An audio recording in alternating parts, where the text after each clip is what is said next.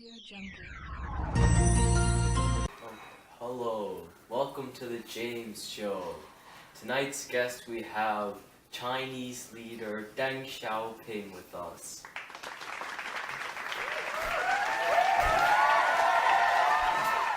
It's nice to see you, Deng. You too. So I want to start out by asking how you started out. So when were you born and where were you born?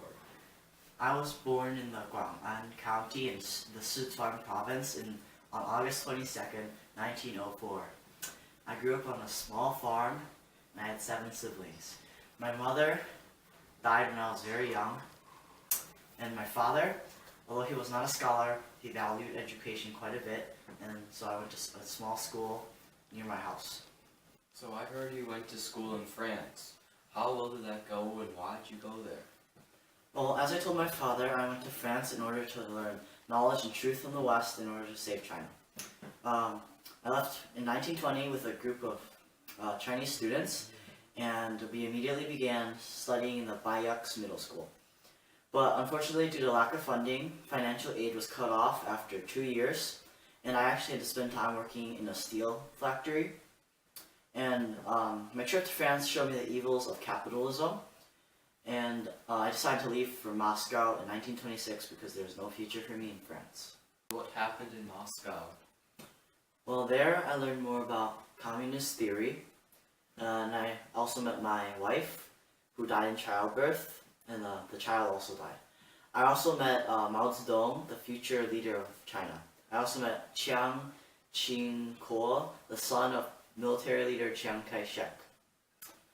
In Moscow, I slowly grew in power, and I eventually became the secretary of the 7th Red Army.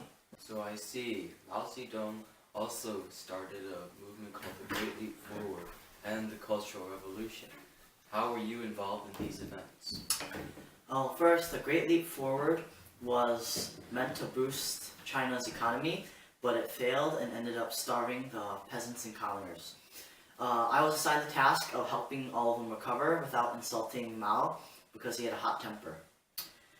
During the Cultural Revolution, which was a time of new ideas and reform, I was falsely accused of being unrevolutionary, and I was stripped of all my political titles. I was assigned to a prison-like place, and some of my comrades died.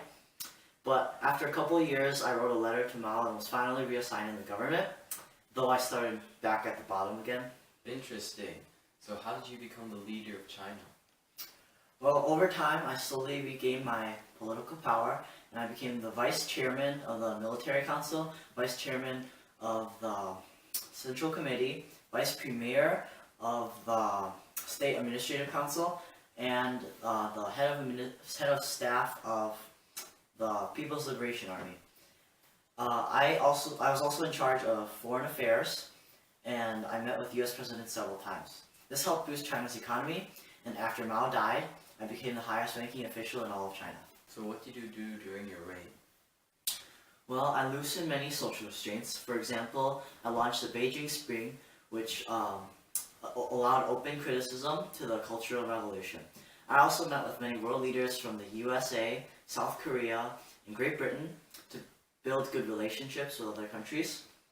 And by doing so, more Western ideas, books, and tourists came to China. China exported more things to Japan and the West, which helped boost the economy and increase the labor production. China's gross domestic product increased from 364 billion yuan to nearly 1.7 trillion yuan. Okay, so we have time for one last question. So was there any negative events that happened during your time in charge? Well, at one point, there were many pro-democracy college students that gathered in Beijing in 1989. They protested day and night and even slept in Tiananmen Square. Some of them went even on a hunger strike, and it was my job to break them up peacefully, but unfortunately the students rejected my offer. I had no choice but to call in the military, and I arrested many students, and some of them even died. But also, the students' violence killed many military members. Overall, though, my career was a success. I helped industrialize China, make better relations with other countries around the world, and I improved the lives of the citizens of China. Oh, okay, so that's all we have time for today. Please thank you, Deng Xiaoping.